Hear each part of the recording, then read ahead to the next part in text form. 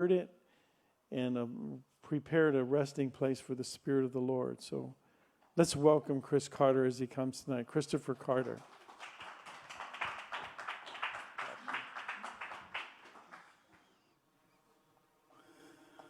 Wonderful. We're gonna use some slides. So if we want to cue up those Christmas slides, number one, and maybe just get me to the first slide, we're gonna go somewhere with that. That'll get us started. That's a fun little tunnel there. Okay. I love this time of year. So the title that you saw on the slide, Christmas in the Heavens, is what we intended to really get to last night, but we didn't quite get there. And so most of that we're going to do tonight. I'm excited because maybe halfway through or somewhere about there, we're going to take some time to be in the Spirit with the Lord. And I want you to experience a Christmas environment in the heavens because I have a feeling God has great gifts to give you. And it's important to be able to experience things there just as much as we experience them here. That was the wonderful revolution of my life 10 years ago, was that it was possible to experience life in the heavens as naturally as I experience it here in my mortal sojourn. And that, like many things, that was not something I would have accepted before it happened to me. So there are so many things about my life today, and so many things that I talk about in a microphone, that 15 years ago, if I had been sitting in a chair and heard someone say it, I would have been like, yeah, that guy's not right. Like, that's crazy. And honestly, there's so many things that I think, and this is easy for Christians to do, there's so many things that we're good at disagreeing with. Like, Christians are great at going, that's not it, that's not right, that's not kosher. We may not say that word, but you get the idea. There's so many things that we're good at saying, that's not the true, the one and only way. You know, like it's a very narrow road, and it is a narrow way in. But no one ever tells you that once you're in, it's a wonderfully wide and amazing place to be in. So I think that in general, it's a lot easier, especially where I was 15 years ago, to say, I'm against this, I'm against this, I'm against this. This isn't in the Bible, this isn't in the Bible. And I was as good at that as anybody ever was. And Christmas actually fell into that category for me. So I was one of those people. You might call them a Grinch or just someone with a slight religious spirit. I don't know. But I was definitely one of the people that was like, we're not doing Christmas in our house. You know, like, and my poor wife, God bless her heart. She really does a great job putting up with my extremes. But there was a long season where I was like, dear, like, we're not German.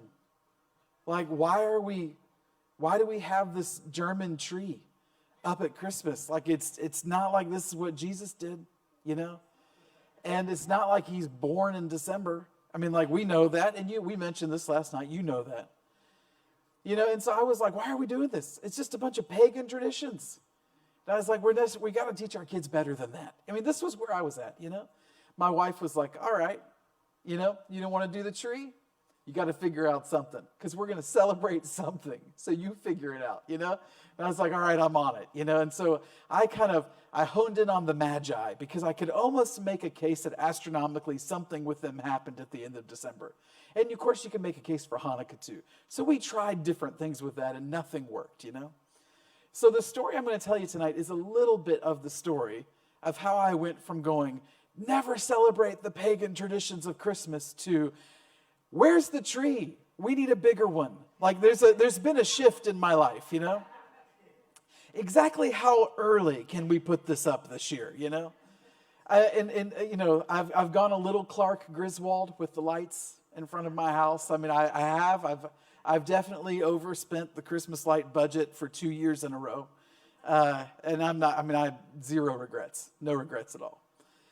Last night, and if those of you that weren't here last night, I know the recording of it is on the David Rhonda Raymer Facebook page. You know, you can watch that recording because we touched on a little bit this issue of all of creation being a cosmic temple and not a cosmic machine. We've really learned it to be a cosmic machine in the last 400 years or so. Go ahead and give me that next slide real quick. And there was the one after that. And then there was this great quote that I love pulling from the Chronicles of Narnia, where Lewis writes with these characters. He says, "In our world," said Eustace, "a star is a huge ball of flaming gas." And it's a magician in the part of the story that responds, "Even in your world, my son, that's not what a star is, but only what a star is made up of." A big part of what I do and why I do it is because I'm interested in what's coming. I'm interested in our calling in the next age. I'm interested in what Romans 8 is really talking about when it says that when the sons of God are revealed, they're going to free creation. And so pretty much everything I do in my job and ministry is trying to get us to think that way. But it's actually a pretty hard task. It's difficult. It's more difficult than you might think. You guys might be like, "This is a piece of cake, Christopher." But honestly, when I go talk places, it's a hard job. It's a hard job because it's difficult to get people to reimagine the world that they live in as something that's not mechanical, but something that's full of life and full of spirit. Now, 15 years ago, if I had heard someone stand up and say, "Did you know that the sun has a voice and that it's a spiritual being?" I would have been like, "That guy's wrong," because that's where I was, right? That's where I was really good at that, That guy, that's absolutely pagan, I wouldn't have gone with it. What happens is when you get into experience things in the heavens, and we said this last night, the news flash is that it's different than this. That's the big crazy thing, right? You go up in the spirit into the heavens and you encounter something different than this. And thank God, because no one wants to experience the heavenly realm and it's just like this. That would be a real big disappointment. So we're glad it's different. I think it's one of kind of the keys to where we are right now, that if we simply look horizontally to things in our mortal sojourn, we're never going to really know what to change here. You kind of have to look up to see what it is that God wants to bring down and change here. But if you're just looking horizontally, you're just using your mortal eyes, your biological mortal eyes, these guys right here, if you're just using those, you tend to not really get what it is that God's wanting to change. You look up and you see the differences, and that's what you know is supposed to come down.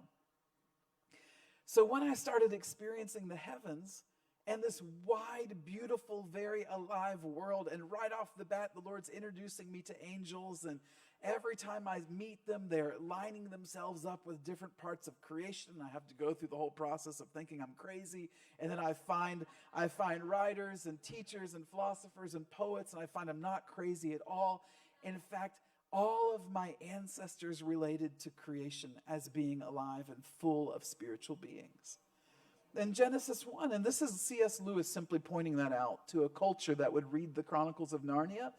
I mean, the last 400 years, we're thinking mechanically. So Lewis is writing these stories to a culture that's as steeped in that mechanical, technological world where nothing is alive. Do you see what I mean? So he has to write things like this to make us rethink it. Do you know, there's a wonderful way of thinking about the knowledge that we have today. Is a term that is not mine. I didn't make this up. Owen Barfield did. But the term is called dashboard knowledge. So the idea is, can you drive a car and not know how the car works? Answer is yes. All of you do it every day. Right? None of you know. I mean, maybe one person here be like, "No, I'm actually a mechanic." Okay, we get it. Don't brag. The rest of us go to the shop when the car's broken, and the best we can do is imitate the noise that the car is making. And I don't even get embarrassed anymore when I do it. I just go in and I was like, "Listen, I'm gonna make the noise for you, okay? And I'm gonna tell you where I think it's coming from, and then you figure it out, But even if you're a mechanic, and I'll get to this, it's still dashboard knowledge. What we know is how to push and pull all the levers to make the car do what we want it to do. We know how to do this, but we don't actually know how the car works. And that's true for the universe, for the cosmos as well. And if someone's like, no, I am a mechanic, I know how a car works, I'm like, no, you don't. They're like, no, seriously, I know the engine works on internal combustion. Great, how's that work? Well, you put gasoline in it, and then the gasoline fires off in the pistons, and it makes the pistons go like this, and that turns the crankshaft or whatever, and that makes the car go. Great. Now we have to go ask a chemist, why does gasoline do that? And the chemist is going to go, I totally know how that works. And I'm like, no, you don't. They're like, no, we do. The gasoline is a hydrocarbon fuel. It's got a lot of carbon, hydrogen, oxygen, nitrogen. It's that kind of a molecule. And when those things are connected, they have chemical bonds, and there's energy in those bonds. And if we can break the bonds between those molecules, we release energy. That's what we do when we ignite the hydrocarbon fuel. Great. You still haven't told me how it works. You're just talking dashboard knowledge. You know how to work it, but you don't know how it works. All right, so chemist, how is it that the bonds work? How is it that energy is released when you break the bonds? Well, the bonds are held together by shared electrons. You still haven't told me how it works. You've just told me how to work it. What's an electron? And the chemist will be like, I'm going to pass this off to the physicist, to the nuclear physicist. Okay, you come in, nuclear physicist. What's an electron? And the physicist says, well, I can totally tell you what an electron is. It's got this much mass. It's about this size. It has this charge. It moves around like this.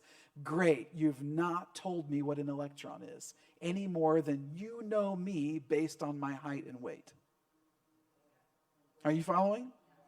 If all you've done is describe my physical dimensions, do you know who I am? Because you know that I'm 5'7" and about 100 and whatever that number is, or 2, but you get the idea. Do you really know anything about me because you know my physical characteristics? The answer is, heck no. It's dashboard knowledge. You may know what a star is according to science, but you don't really know what it is. You just know its physical characteristics. Dashboard knowledge. It's a bit of a difficult job to convince people that our ancestors were right. That the way that they saw the world as being alive and full of spiritual presence as a cosmic temple. Why was it a cosmic temple? Because temples have spiritual interaction. If our ancestors are right and we see the world totally mechanically, that would be a clue that in order to see the world correctly and step into that Romans 8 epiphany, that you can set the creation free from its frustration, or in some translations, from its imprisonment. But if it's inanimate, why would it feel frustrated? If it's just an inanimate, lifeless object, why would Paul say it's frustrated? You still there? So we have a scientific revolution came along 400 years ago. And the scientists looked at all of our ancestors, 96-ish% of human history, and went, I think they're all high as a kite. I think they must have eaten the crazy mushrooms because they're simply hallucinating a reality that behind the rain and the corn plant and the trees and the oceans are spiritual presences that have voice and personality. And since they didn't have science, that's the best way they could explain why the rain falls, the tree grows, and the waves go like this. And so science created a word for those hallucinogenic ancestors. Read into that all of human history. And they said they're animists. That was a word that's just about a couple hundred years old, the term animism. The idea that behind all these parts of creation is a spirit. And that's a wonderful science way to say, pat those blessed ancestors on the head. They just didn't have math. God bless them. We do. We got it. We solved the puzzle, Alex. Wheel of Fortune reference. Thank you. Thought you were the only one that got that. But it's just dashboard knowledge. That's what we have in our mechanical view of the cosmos. We don't really know how it works until you understand what it really is and that it is alive and it has voice and meaning and spiritual presence. That discovery by itself has continued to shape my life for this last decade or so. And it's one of the harder things that I have as a job to do, is to convince people to accept iconoclasm, which is a drastic restructuring and reordering of your view of the world. But to quote my favorite dead mentor, Owen Barfield, this next great iconoclasm will be made possible by a systematic use of the imagination. And he wrote that in like the 1930s or 40s. And every time that we do heavenly exercises, or you do them on your own, isn't that what you're doing? You're using your imagination systematically. Everything I'm going to tell you about Christmas tonight is applicable for your whole year and your whole life. But I can promise you one thing. And I promised you one thing last night. My last night guarantee was that this last 10 months of your life will not be the craziest thing that happens to you in the next 10 years. So just forget, don't think it's calming down, people. You're in a cosmic transition. Buckle up, wear a helmet and safety goggles. That's all I can tell you to do. Okay? Yeah. Great. Again, you like it. Other people are like, I don't want to be here for this. You're reciting the classic line in The Lord of the Rings when one of the poor hobbits looks at Gandalf and says, I'm actually not happy we're here right now, you know? And Gandalf has to say, all you can do is take the time that you've been given and do something. You know, it's a great little moment. I think he starts with, all men think such things about these times. You know, they don't want to live in them, you know. So the guarantee for tonight is that everything that I tell you about Christmas is applicable to the rest of your whole year and worldview. But it will never gain any ground in your life without a spiritual discipline that you take on. Because the world that you live in is so mechanical. It's such a dead world. It's not a cosmic temple, it's a cosmic machine. And it's so dead. And everything about it is clamoring for you to live your life in less dimensions, not more. If you do not take on a discipline with what I teach you tonight, I can promise you, you will have fun tonight, because it's going to be fun. But it will not work for the rest of your year until you discipline yourself to do it. Iconoclasm takes work. You can't just go, wow, that's neat. We get it. The world's alive. Cool. I mean, if next time I talk to a tree, I won't think I'm as crazy. You know? But to understand really what's at stake in that iconoclasm, that drastic restructuring of the way that you see the world, you can't do it without spiritual discipline. You can't do it without conscious effort to pull yourself away from the trappings of that mechanical world. And I'm going to tell you, I'm on guarantee number 2. Every single day, what I'm going to teach you tonight is going to get harder and harder and harder. It's the other guarantee I give you. It will never get easier to do a drastic restructuring of how you see the world, because every year from here on out, our dependence on mechanical technology will only increase, which means you will feel crazier practicing what I teach you tonight with every day that passes. You're like, is the good news coming? Maybe. Yes, it will. It's going to be fun. I just have to set it up for you so you understand, you know. Yeah. We're so dependent on our dashboard knowledge that for someone to come along and say, I believe it's time to not just know how to work it, but to know how it actually works, for you involves a step into a world that will feel like utter fantasy. But man, is it the same world that Jesus was in? He's an animist. I know, can you say? Yeah, I said it in a microphone. Jesus is an animist. If I didn't know Rhonda so well, I would be like, I offended her, she's leaving. I'm just kidding. We know. He's an animist because he acknowledges that there's a spiritual presence in the wind and the waves. He talks to it. He's an animist because he acknowledges that the rocks have the ability to cry out. He's an animist because he speaks to a tree that's not doing what it was supposed to do. He's as much an animist as any person that science ever threw that label on to discredit. Because he saw the world not just in how to work it, but in how it actually works. He didn't see the dashboard of the tree's physical dimensions. He didn't bother telling the disciples, "Oh, you fig tree, your leaves have not used their chlorophyll enough and converted sunlight into usable energy and therefore produced edible fruit on your branches. Therefore I curse thee." That's not what happened. He didn't go into a dissertation on cellulose. The man just spoke to it because he was working with its essence, not its physical dimensions, but what it was truly within.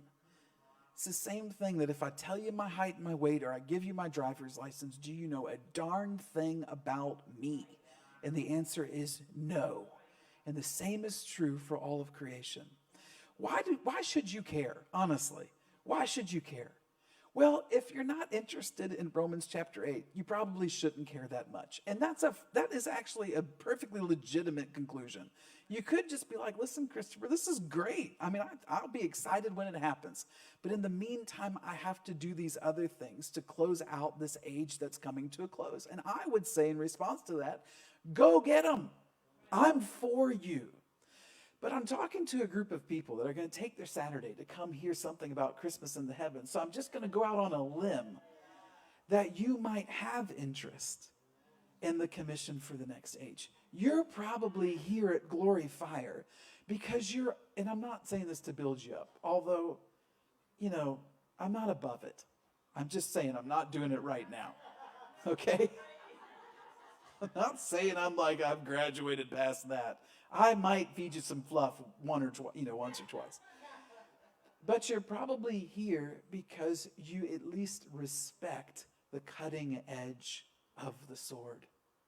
You are at least involved in an effort to not be in the middle of Christendom, but to be on its edge so that you can peer around its middle to see what's coming down the pipe. That's the only reason why you'd come. That's why people go to groups like this and let Pastor David and Rhonda take care of them in a setting like this, is because you've got that notion in your head that you're like, "Listen, I get that there's a couple different tribes here. I happen to be in the one that's pressing ahead, not because I'm better than anybody, but it's just my job to go ahead and to see what it is that we're supposed to be bringing down in this next age." So why would we care about what we're going to talk about tonight? You would care if you're interested in true human kingship. Because I will argue that true human kingship is not a dominion over your fellow man, but it's a governance over creation itself. It's not a guarantee, it's just a hunch that in every passing day, the job of humanity is going to be less concerned with a governance over their fellow man and more concerned with a governance over the creation. And I'm going to tell you, it's actually the bigger job by a long shot. Because as much as we've done in the last 400 years of trying to turn the cosmos into a factory and de-spirit it completely, do you know ultimately nature can wipe away everything that we have ever done in these last 400 years of technological development in a short amount of time? We've never made anything that can actually stop nature from doing what it wants to do. Now, in our minds, we've constructed many things to stop nature from having a conscious voice in our heads.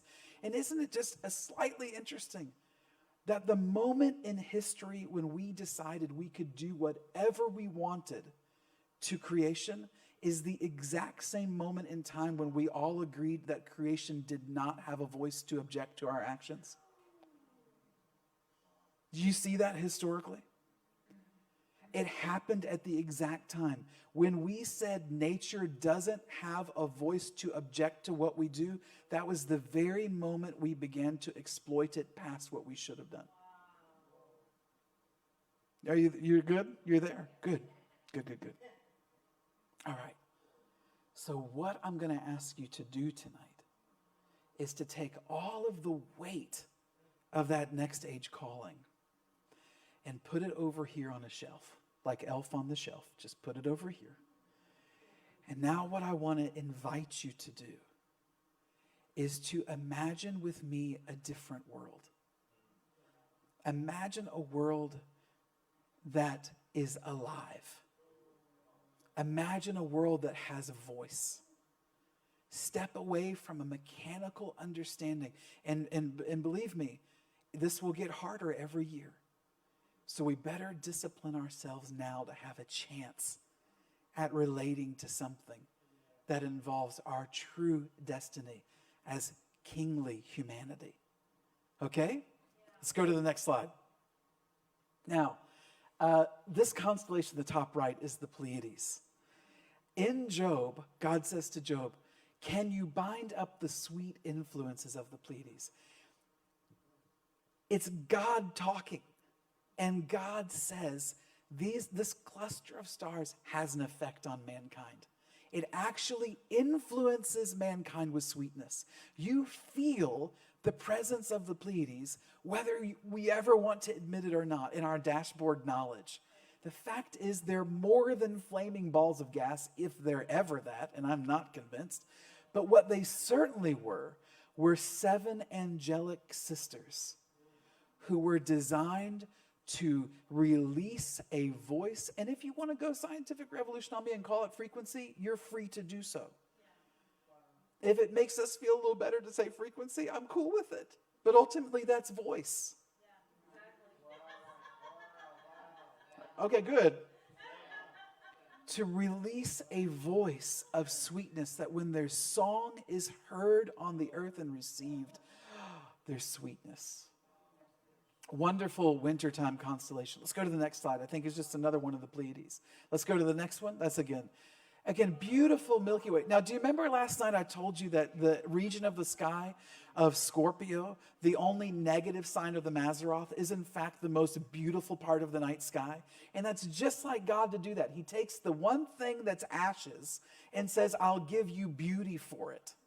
Okay? So he takes the scorpion and puts the most beautiful nebula and star clusters in it. He takes Judas and gives him the most beautiful name, Judas, praise. He'll take the angel, the archangel that fell, whose name was Hallel, where we get our word hallelujah, which again means praise. It's not a coincidence that both Judas and Hallel had the same name. Their names both mean praise, and they're both an image of the ultimate fall. So that area right there where the Milky Way bulges in its center, right kind of behind the left of the tree in the picture, that's where Scorpio is in the sky. All right, next slide. Now here's the sun. You're like, okay, I got that one, Christopher, thanks. Okay, whew, good. It's going to be a quiz later, so I'm glad we got one that's a gimme. All right, that's the sun. Now, as beautiful as it is, this is one of these things where you get to imagine something different.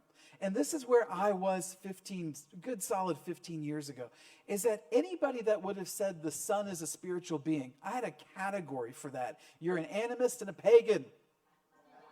Let's pray for deliverance. Oh, Jesus, get this demon out of this person, you know? I used to do mission work in Italy. And I remember being in the city, Verona. So a lot of you have asked me, like, why Christopher instead of Chris? And it's because of mission work in Italy. So I go by Chris, and I don't care enough for it to matter, you know. But when you do mission work in Italy and they say the name Chris, it always comes out very feminine. So they say, Chris. Ciao, Chris. Buonasera, Chris. Como stai, Chris? Chris. And I was like, oh. And it doesn't help that they all kiss you. You know? There's no hugging in Italy. It's kissing. Man, I tell you, I think their whole society is falling apart with COVID because they're just probably not kissing each other. I mean, seriously. And it's such a beautiful way to greet each other. I'm going to be honest. I even had this minister over there point out to me, he's like, really, what do you think is more modest? A full body embrace? Or like just a kiss on each cheek? And I was like, you actually make a solid point. Don't worry, we're not instituting that, so don't freak out. Okay. So when they say Christopher, it comes out with a certain weight to it. It comes out Cristoforo. Like they've acknowledged you as the Lord that you are. You know? Señor Cristoforo. ¿Cómo está, Cristoforo? Ciao, Cristoforo. And I was like, well, I'm Christopher from here on out, people, you know? All right, so listen.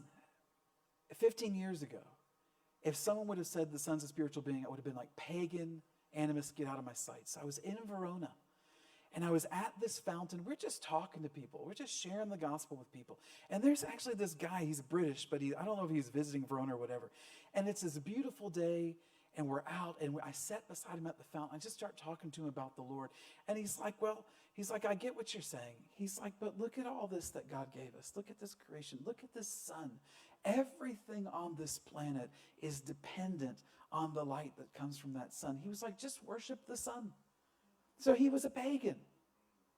Now, what I wish I had then, because that was before I ever started experiencing heaven or understand the difference between my dashboard knowledge and what something really is.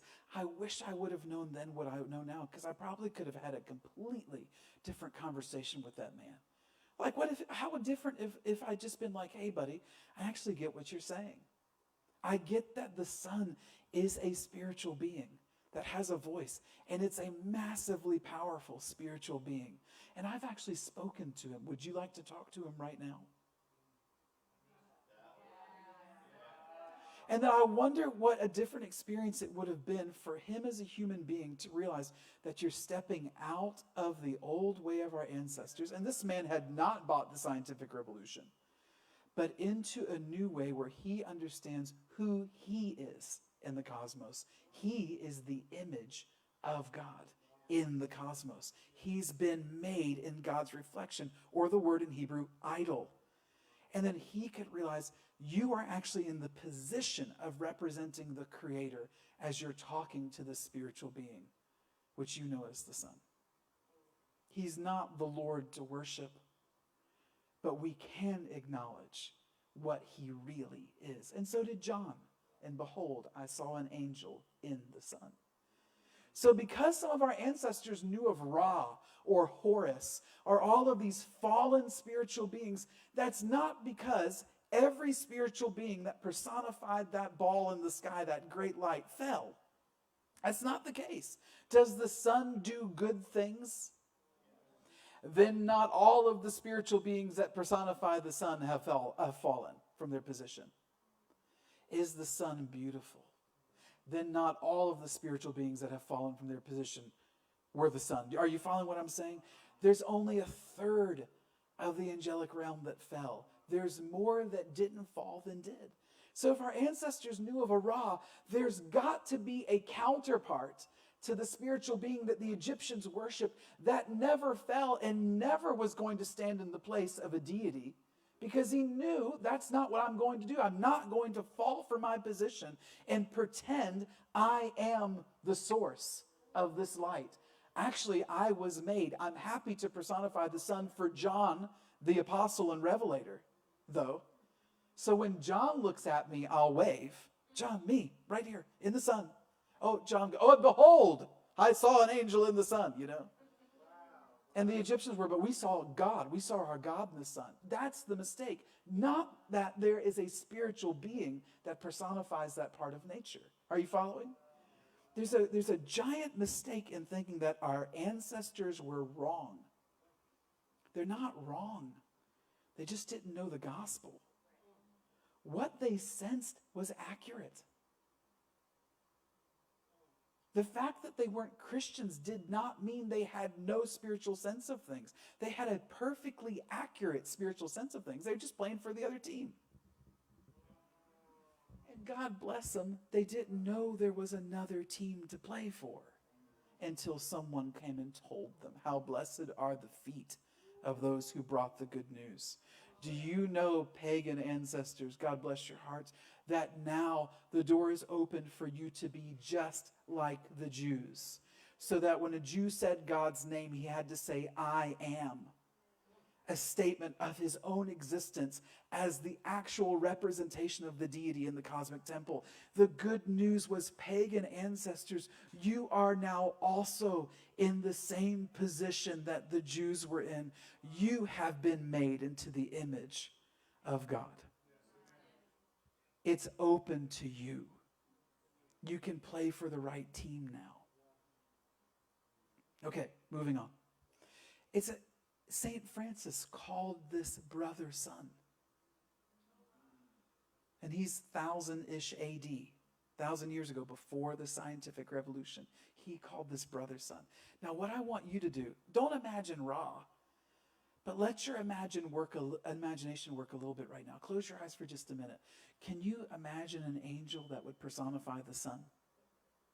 If you just let yourself be childlike and you grabbed hold of a moment of iconoclasm right now, could you imagine a spiritual being that would speak in the sun? What would the sun look like as an angel? What would the sun look like if you could see its spiritual form? And it's okay to put some arms and legs on them, folks. That's normal. Okay? You don't have to see like a cube or a blob of light. You're allowed to let your imagination fill in the blanks. Now let's go to the next slide and you guys take a look. Anything like this, maybe? Artist's impression, when they let their childlike imagination work and they see past the physical dimensions of that flaming ball of gas, if it even is that, and they see what it really is. How about another one? Let's go to the next one. Maybe something like that. You see that okay? You see the outline of them in there? And John looking and say, I saw an angel in the sun. Let's go to the next slide. Okay, you know that's the moon. Whew, got another easy one out of the way. Whoa, close one. Okay, that's the moon. Now let your imagination work. If the moon was a spiritual angelic being, what would the moon look like? And you're allowed to be childlike here. It's going to take childlike faith to step out of this road that humanity is on right now. And I'm telling you, this is only going to get harder year after year, so we've got to practice now. How would you imagine the moon as an angelic being? If you could make the moon appear to you like the moon was in your imagination, what would she look like? It's she for most people, but some cultures it's he. You got an idea in your head? How about next slide? Let's see. Maybe something like that. How about another one? Next slide. You want to go a little bit more Lord of the Rings? There you go.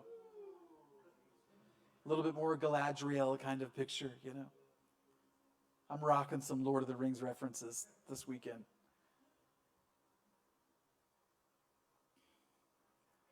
How about the other things that our pagan ancestors only saw the fallen version of? Are we allowed to see the thing that didn't fall? Then the better question is, what does seeing it do? What does connecting with its voice do to you? Does it not do what we talked about last night? That when you can acknowledge that it's a cosmic temple and not a cosmic machine, does all of creation start to pour into you again so that you will grow up into the fullness of the image and stature of the Christ? How about the other planets? Let's go to the next slide. In case you didn't know, you got your days of the week named after them. Moon Day, Monday, Tuesday, there's Tuesday, Mars Day. You're like, that doesn't sound like Tuesday at all, because the Tuesday comes from a Celtic name for what they believed the planet Mars was. But in anybody that speaks Spanish or Italian or any other language in here, Marte di in Italian, Mars Day. Of course, Wednesday in the Romance language is miércoles or mercoledì in Italian. But to us, this is an Anglo-Saxon kind of borrowing of the word here. It's Wednesday, which comes from Woden's Day, which is, of course, Odin's Day. Woden was how they really pronounced that spiritual being's name. And why? Well, because the Romans and the Greeks thought that what the Celts and the Germanic peoples were seeing as Woden was the same kind of spiritual being as how they understood Mercury or Hermes, because they were doing the same kinds of things. So our ancestors went, even if it's not him, it's the same kind of being. All right. And then, you can look at the rest of them. That's just fun. Of course, Jupiter, Thor's day, and Saturday, Saturn's day. I don't think do you get, Saturn is one more up on the thing. It didn't fit. Let's go to the next slide. Again, just more with the planets there. Now, whatever they are, dashboard knowledge, there's something more than that. And if you don't think it matters, so much about the birth of Jesus in Christmas time had to do with what Jupiter and Venus were doing in the sky. Because Jupiter was always a spiritual presence, voice, and if you don't like voice, frequency of kingship. And Venus was always a picture of fertility and beauty and love. Those are the spiritual beings. That's what they personified. Did the lights just go down? Did I sense that? Okay. I was like, something's happening up here, people. Don't mess with me. Don't mess with me. Am I still here? Okay. So when the Magi knew to go find Jesus, it was because of this really close conjunction between Jupiter and Venus. Because it was the mother having the king as the child. And they watched Jupiter circle around the Mazzaroth constellation Leo, which is a symbol, again, of kingship. And in particular, there's a star in Leo named Regulus, which also means king. And so when the Magi saw the king planet, the king spiritual being, going round about the king star, another angelic presence, in the constellation of the king sign Leo, which is like a family of angels all singing one song about kingship, it was like the choir was singing king, and the lead violinist was singing king, as the conductor was conducting king. And the Magi went, I think it's happening. Grab the camels. We're going for a ride. So they were watching what was going on with planets because it was, and again, were they seeing Jupiter? No, the Magi weren't connecting with Jupiter. Now, Jesus did when he rebuked the wind and the waves, though, because he directly confronted the storm, and Jupiter and Zeus were always personified in the storm. The Son of Man literally took down the king of the Greek pantheon on the lake that day, which is a really great story. But the Magi weren't like, oh, Jupiter, what are you doing in the... They were connecting with the holy presence that never fell, the spiritual being that was created and never took the bait to come down and be worshipped as the god Jupiter.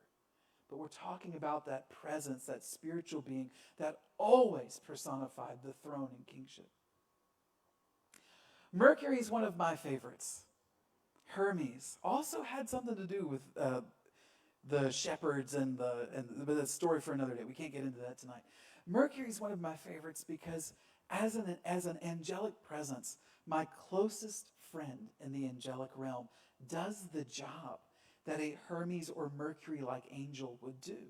So I've known a holy Mercury for about as long as I've been going to heaven these last 10 years. Now, what do you think the messenger, the quicksilver, the one that crosses the borders, that can go from the highest heavens to even under the earth and the underworld, and is constantly taking things back and forth, bringing the messages, what kind of angelic presence would that look like? Go to the next slide. Perhaps something like that. Maybe that's why our ancestors saw the fleet-footed, winged-sandaled, winged-crowned kind of personality when they saw the planet Mercury. They're looking past the dashboard. 15 years ago, I would have been like, this is all pagan nonsense. Now I'm like, unless we get who they are. We're just walking through this world like islands that have been cut off from the cosmic temple, so that none of the articles of the cosmic temple can do what they're designed to do, which is pour into and minister to the human being, so that the human being will grow up into the stature of the fullness of Christ.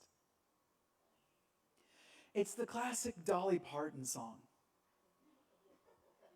You didn't see that coming. Islands in the stream. That is what we are. Sing it. No one in between. How can we be wrong? Sail away with me to another world. Wait, what did she know? I'm just kidding. She probably didn't know that. Okay, she's talking about love. But it's still fun. Okay, now. What if we imagined Jupiter, but not as what our ancestors saw in the one that fell? What if we imagined the one that the Magi saw? How would you see an angel that personifies the sky and the storm and kingship and authority? How would you see that? If you let your childlike faith come alive and your imagination systematically led you to iconoclasm, how would you reimagine that planet? Maybe something like this. Just a joke. Okay, it's like 80% a joke. 80% a joke. I mean, most of the ladies are like, no, actually, this works for me. This totally works for me. Just leave it there. In fact, now's a great time for a visit to the heavens. Let's go meet. I would like to right now go meet the holy version of Jupiter. I think this is a good time. Oh, I'm just messing with you. Kind of. I mean, some of that's true. Some of that's definitely true. Come on, you're allowed to have fun. Now let's talk about Saturn. Our ancestors knew Saturn in a really rough way. Saturn, or Cronus, was a spiritual being that was one of the Titans. Those are the angels that rebelled in the days of Noah and were put in prison in Tartarus, which is where we get our word hell or the abyss. And they're put there because of what they did leading up to the flood, which they came down and they intermarried with humans and produced the hybrid offspring that we know as the Nephilim. And Saturn, or Cronus, was one of the Titans. And Saturn was believed to have eaten his children, his actual spiritual being children that came generations after him. And the reason why is because Saturn, to all of history, has always been a symbol for time. And all of our ancestors, for this entire sojourn that we have taken in this land of mortality since we left the garden, we've only known time one way, and that it always eats what we produce. And so our ancestors understood past the dashboard of time into what time really was, that we were locked with a Titan that was the spiritual being that didn't just personify time, he was time. Just like Hallel was light and fell and became darkness. And Saturn was the beauty of the productions of time. That's why William Blake, wonderful, wonderful poet, said eternity is in love with the productions of time. But Saturn was time as we know it in our mortality, which is just one directional road to increasing states of disorder and rust and decay. All things decay in this mortal world. Wait until you inherit resurrection life. You will fully become connected with a different spiritual being that personifies time, the one that didn't fall. Saturn was always believed to be around at the harvest, agriculture, because it had so much to do with times and seasons. It was almost always depicted as older, because he was this grandfatherly-like figure. Now imagine a spiritual being as powerful as a Titan, of old that personifies time that is for us and not against us. Let your childlike faith kick in. How would you imagine that spiritual being? Maybe something like this. Now, yes, that's a Celtic druid, but it was the best I could do, okay? But some favorable old presence, very Gandalf-y Lord of the Rings reference number 7 for the weekend, you know. Caring for nature. Got the bird in his hand. Why don't you go to my Christmas slides number 2? I think that's my last one. I'm getting us to a Christmas moment here. Do you know there's so many things about December 25th that God used in the birth of Christ, even though it's not when Christ was born? If you want to know how we know that, there's some wonderful astronomical videos that you can watch. You can go on YouTube. I would highly recommend, I believe it was David Larson that did the Star of Bethlehem. Or I would also highly recommend a friend of mine, Andy Reese in Nashville. You can just put his name in, Andy Reese, R-E-E-S-E or C-E. And he did a Bethlehem Star Project video as well. Watch it. It's fantastic. And he'll walk you through how this Christmas star is this moment, like what the Magi saw. And it's after Jesus was born. In fact, he kind of makes an argument for the Magi started their journey after the birth of Christ. They find him when he's like a toddler, you know. But the star that they see is again a conjunction, a really close conjunction of Jupiter and Venus. And they look like they would have been one object. The mother with the child, the king child that's supposed to rule the nations.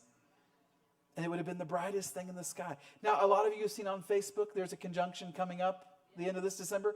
And it's like, it's the Christmas star. It's not. Listen, rule of thumb. If it's on Facebook, it's not true. Just a classic rule of thumb here. Okay?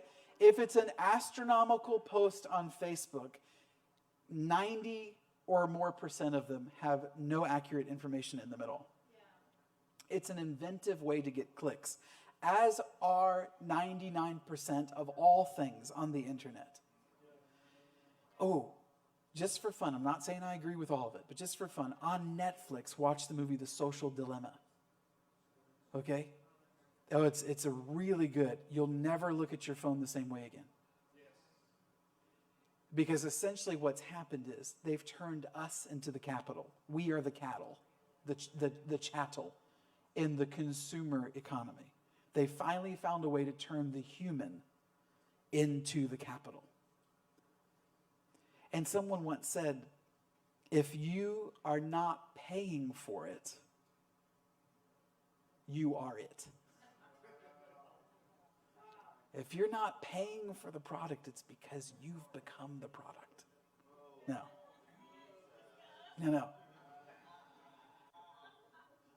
Where was I going with any of that? I know. I'll get there. Christmas, quick. Go to Christmas. Quick. It was probably a nerd moment. I don't know why I was thinking about The Social Dilemma, but maybe it was just for that. It was just for free. Okay. Magi. Thank you. Christmas. Star. We got it.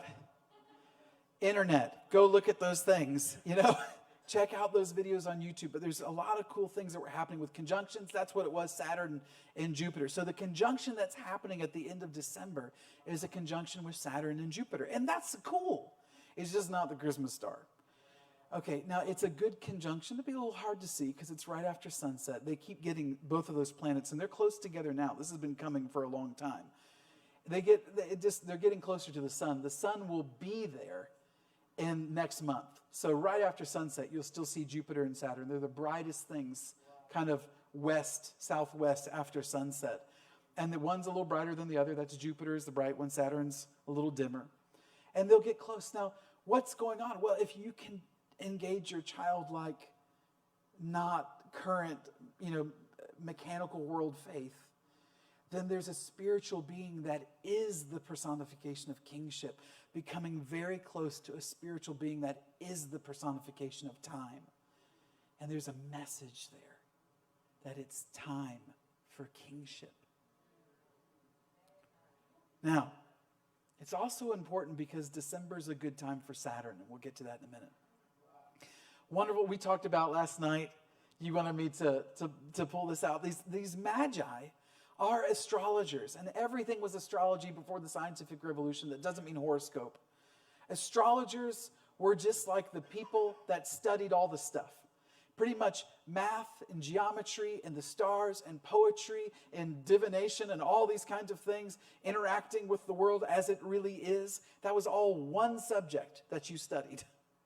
And that was who they were. And so was Daniel. Okay, that's who Daniel was in Babylon. He was the chief of the Magi, which just means like magician. That's where we get the word, right? Magi, magician. It's just sorcerer, astrologer, great one, you know? And he was the guy that was leading all of that. And so he leaves this legacy in Persia. And most people think that the Magi were picking up what he left them.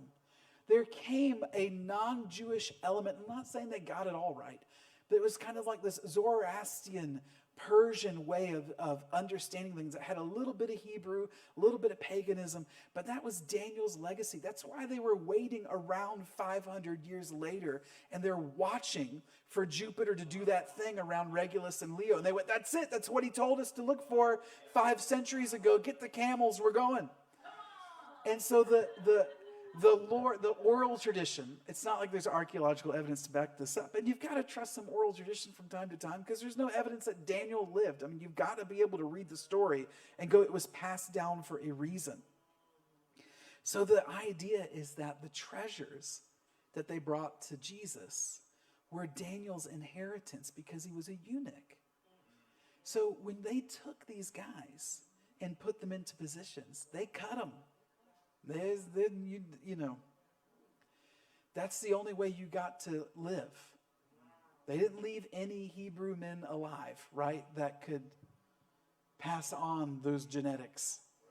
So they cut Daniel. He was a eunuch astrologer. That's a fun story if you want to tell it. Just don't say it in church. Or I'll deny all of this, just for the record, but so there's no one to receive his inheritance. And he was like the second most powerful person. The man had wealth. Who'd he give it to? So the idea is the Magi went and picked it up. And that's what they brought to give. It was Daniel's inheritance, whom none could inherit. And it's a wonderful oral tradition. I like it. Now, there's so much more that's going on this time of year. Give me another slide. You guys get this. I just wanted to point out that these stars are for signs and seasons and days and years. Now go to the next one. Now, you're like, who's that? Well, this is what would happen at the end of December. There was a festival in the ancient world called Saturnalia because it was a celebration of the winter solstice. And the world gets darker and the days get shorter until the winter solstice on December 21st. And then 3 days later, it's obvious that something has been renewed. And the sun comes up earlier and stays up later. And it's obvious the days are going to get longer again. And the world will go from death back to life. And it's a celebration of the sun coming out of the grave. Now, the closest thing that our ancestors had to that, and they weren't wrong, was a celebration of a spiritual being that would personify times and seasons itself. And so at December 25th, they celebrated Saturnalia, the festival of Saturn, the festival of time. Because it was a festival of the season has changed. We've gone from darkness into a brand new season of light. And you know what they did at Saturnalia? They gave gifts to each other. And everybody was on the same playing field. Bosses, you couldn't lord it over your employees. Everybody got to just be the same. And you treated each other the same. Even if they were servants in the house, they got to act like they were lords. It was a great equalizer for society. And they had parties. and they probably had too much, and they told off their boss. Pretty much everything people still do. It's a joke. I know you don't do it.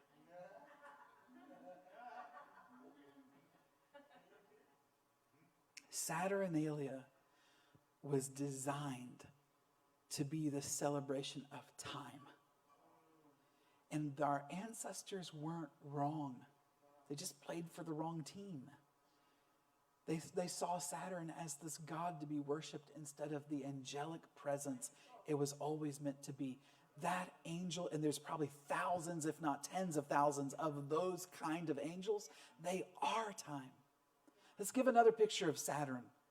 I want you to watch a progression here. Oh, this is what happened in Saturnalia. You got to get the idea. Gifts were exchanged, and they were oftentimes gag gifts. We're talking millennia ago. Small figurines, and the poet Catullus called it the best of days. Go to the next one. Here's another Saturn image. This is what our ancestors saw when they were seeing not necessarily the good guy. But this agriculture, the fields, time, harvests, seasons, all of it was there with him. Go to the next one. Got a little squeaky thing here. Here's a fun image of Saturn with his chariot being pulled by the animals, leading everyone into this golden age. Now, let's move on to our next slide. Now, here's a more modern. This is last couple hundred years here, but this is a Saturn image, again personifying time. Now, again, you're just watching a journey here so you can see what our ancestors sense so that we know how to find the righteous real of the kind of angelic beings that could become very active around this time of year. All right, next one. Now, there's a different celebration that happened up north. Now, if you're celebrating the darkness turning to light, if you live in the places that got even darker at this time of year, guess what? You celebrated this even more. Think about this. The farther north you go, and you're like, what about the southern hemisphere? Just real quick here, nerd moment. Historically speaking, almost the vast majority of the populations on the earth that have ever lived have lived north of the equator. The number of people, their land mass, in fact, south of the equator is so much less than it is north of the equator. So most people have their origins north of the equator. It's just the way it is, okay? So north of the equator, the farther north you go, the darker it gets, the earlier it gets dark. This becomes a big, big celebration. So up north, they had Yule or Yuletide. And Yule was another name for Woden. This presence that personified all kinds of different things. So they would burn the Yule log. They'd bring in evergreen trees from outside to inside. Oftentimes, they'd cut down a giant evergreen tree and they'd burn it in the center of the village on like the Christmas night, if you will. And they'd burn it and have a giant party. That was the Yule log, you know? But they'd bring in the boughs of holly into their home. There were 12 days. There was a 12-day festival of Yule. So when next time you sing it, on the 12 days of Christmas, my true love gave to me. So Yule was another epitaph of Odin. Now, Odin was also another, and not always a Saturn figure, obviously, but he was also depicted in this very fatherly or grandfatherly way, like this next slide. Now, as cultures sort of progressed and they put their sensory input together, they start to realize that our ancestors sensed a certain kind of spiritual being around this time of year. Next slide. This is a wood engraving from, I believe, the 1800s of this same father-like spiritual being. And it wasn't the Father, but it was a being that personified that part of life, that part of creation. And eventually the Saturnalia and this Yuletide and the spiritual beings that everyone sensed were around start to merge together in our next slide. And the myth which is not, and if you look up the word myth in the dictionary, it simply means something that's not true, or a story that's not true. That's the scientific revolution at work. Myth is simply history we don't have a good category for. That's all it is. So we create this myth of this angelic-like presence. And it still kind of evolves as the centuries go on until its very modern form. And I think we've just about nailed it now in this next slide.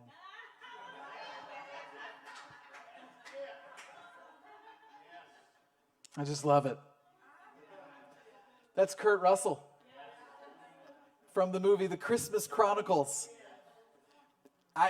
It may not be the best Christmas movie, although my kids love it.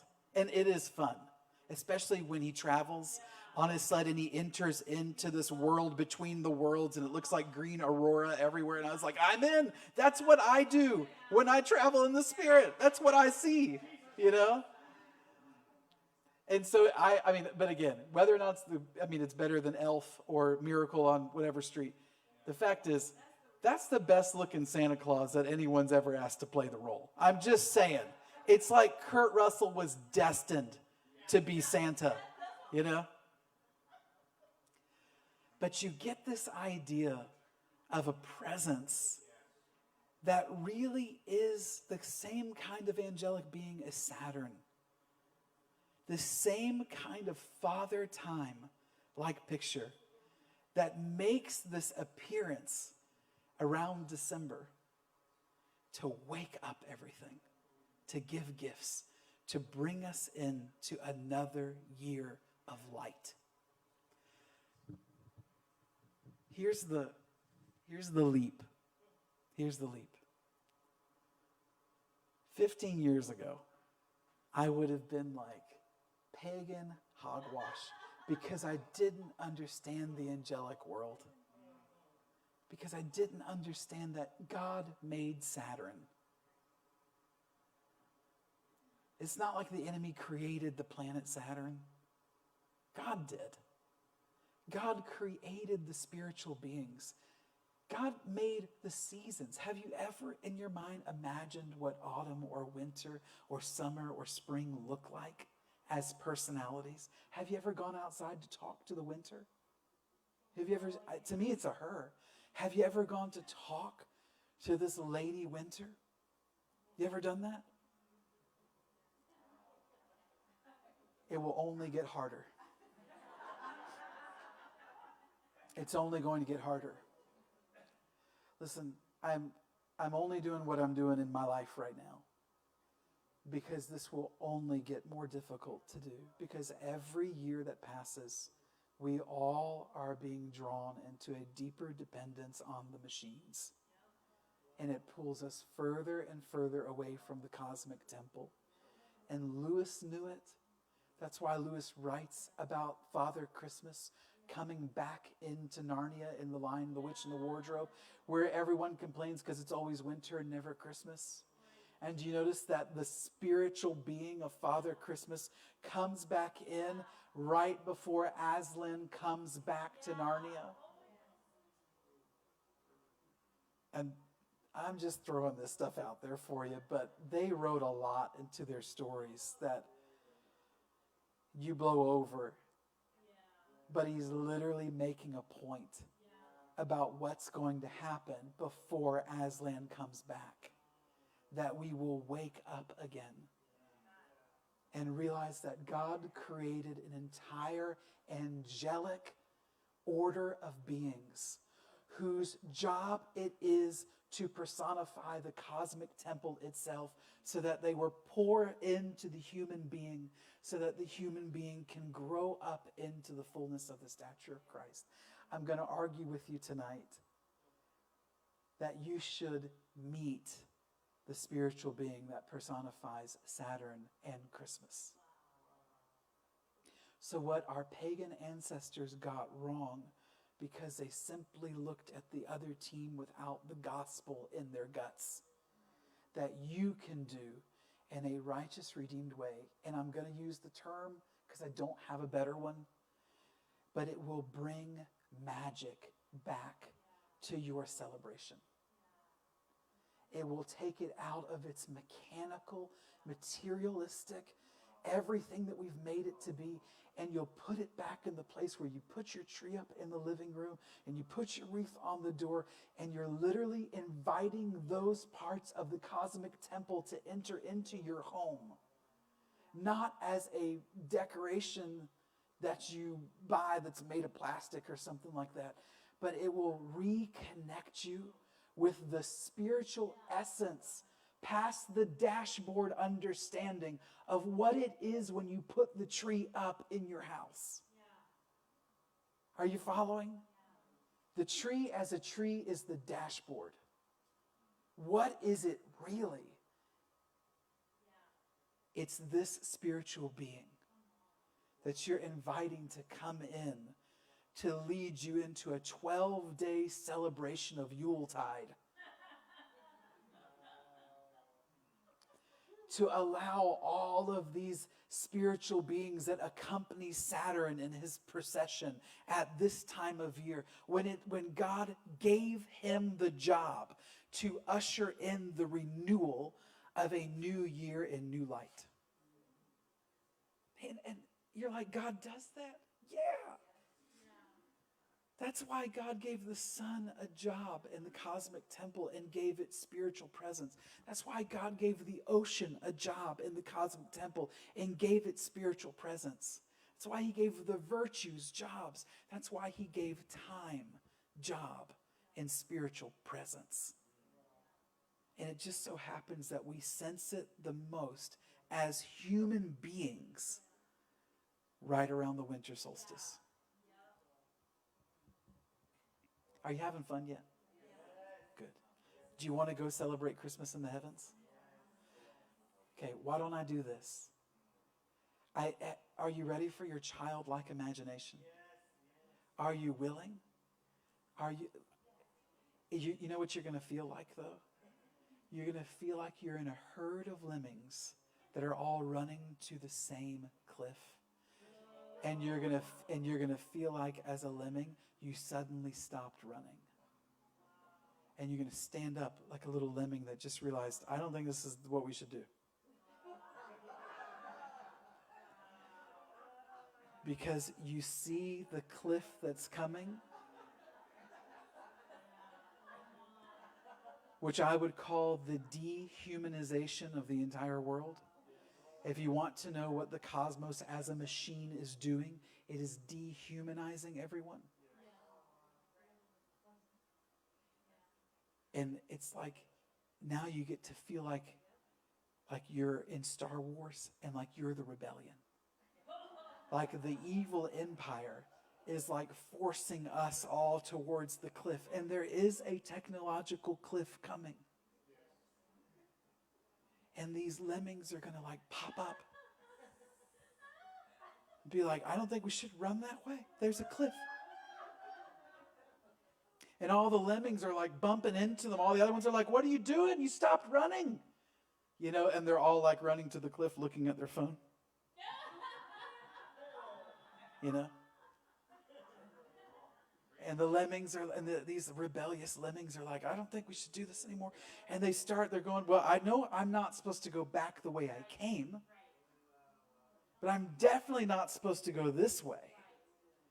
I think perhaps there is a plane up here of lemming resurrection life that I'm supposed to ascend to and live in a different plane of existence altogether. So you ignite your childlike faith and imagination to do the kinds of things we're about to do. And just embrace your lemmingness. Embrace being a lemming that refuses to keep running towards the cliff. But do know that what we're about to do won't do you any good, even though it's applicable year-round, unless you create a spiritual discipline to reimagine your world. David, do you want to do something before we do this? Okay. And then I'll do a shameless product placement moment, because nothing says go to heaven like a shameless product placement moment. I know you're all enjoying this, right? It's wonderful.